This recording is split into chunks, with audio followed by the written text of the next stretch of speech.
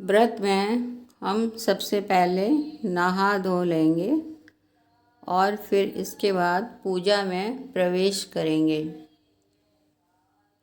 पूजा की सफाई करने के बाद और सारे भगवान जियों को स्नान कराने के बाद हम शंकर जी का स्नान कराएंगे। शंकर जी को स्नान कराकर और उनका चंदन बंदन करने के बाद हम आरती करेंगे, फिर कथा को पढ़ेंगे।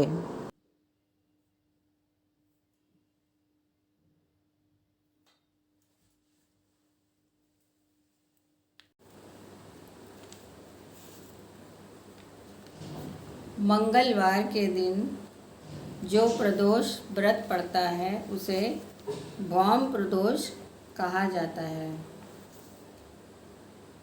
मंगलवार के दिन व्रत करने से समस्त रोगों का नाश हो जाता है, अतः इस दिन महाकाली का पूजन करना चाहिए।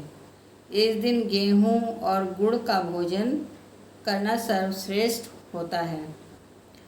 ब्राह्मण को भोजन कराने के बाद स्वयं भोजन करना चाहिए।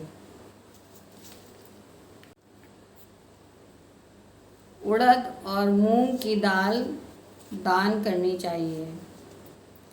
लगातार 21 मंगलवारों को प्रदोष के समय शिवजी का पूजन करें तथा व्रत रखें। पूजन करने में लाल पुष्प चढ़ाने चाहिए तथा लाल कपड़ा पहनना भी चाहिए। मंगलवार को व्रत करने से समस्त रोग, पाप, कष्ट आदि दूर हो जाते हैं तथा शरीर बलवान होता है। इसमें किसी प्रकार का संशय नहीं है।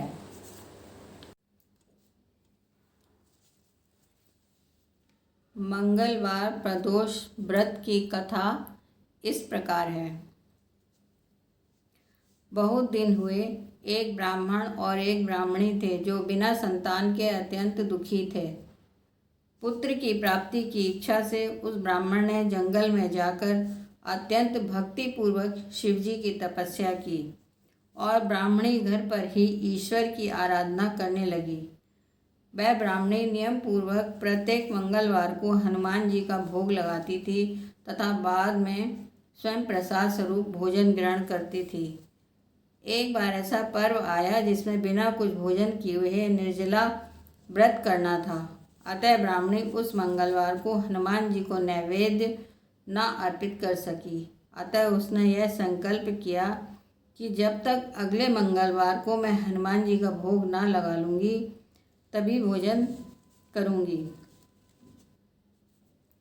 ब्राह्मणी की इस प्रकार की भक्ति को देखकर हनुमान जी ने रात में उस ब्राह्मणी को स्वप्न दिया कि मैं तुम्हारे ऊपर अत्यंत प्रसन्न हूँ तथा तुमने यदि मंगलवार के दिन निर्जला व्रत को करके मेरा भोग नहीं लगाया तो इसमें कोई चिंता करने की बात नहीं है।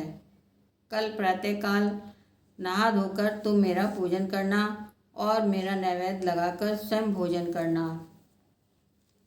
थोड़ी ही देर बाद सर्वगुण संपन्न बालक आएगा, उसका पुत्रवत पालन करना। वह तुम्हारी सेवा करता हुआ इस प्रकार के कार्य करेगा कि तुम्हारा यश अक्षय होकर फैलेगा। अगले दिन ब्राह्मणी ने स्वप्न के अनुसार कार्य किया, जिससे उसको एक सुंदर पुत्र प्राप्त हुआ।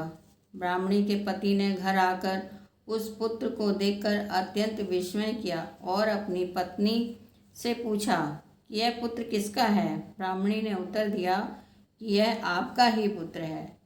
अपनी पत्नी से इस प्रकार के वचनों को सुनकर वह ब्राह्मण बहुत क्रोधित हुआ और अपनी पत्नी को उल्टा, चरित्रहीन आदि शब्दों से संबोधित किया एवं उस पुत्र को मारने के अनेक प्रयत्न किए, किंतु भगवान की कृपा से उस बालक का बाल भी बांका न हुआ। किंतु फिर भी वह ब्राह्मण अपनी पत्नी एवं उस पुत्र मंगल को संदेह की दृष्टि से देखता था। अतः हनुमान जी ने उस ब्राह्मण को स्वप्न दिया और कहा, हे विप्र, तू अपनी पत्नी एवं उस पुत्र के चरित्र के विषय में किसी प्रकार का संदेह न कर।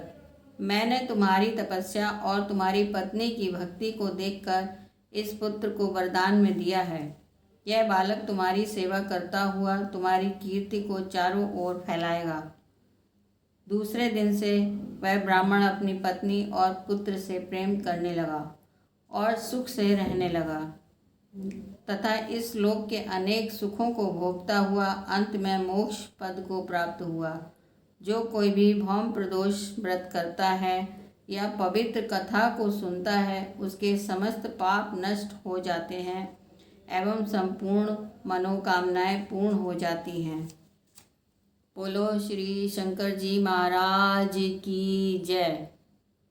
पार्वती माता की जय।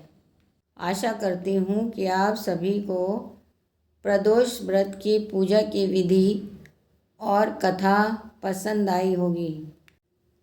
शिव जी और पार्वती जी आप सबकी मनोकामनाओं को पूर्ण करें, मेरी ईश्वर से यही प्रार्थना है।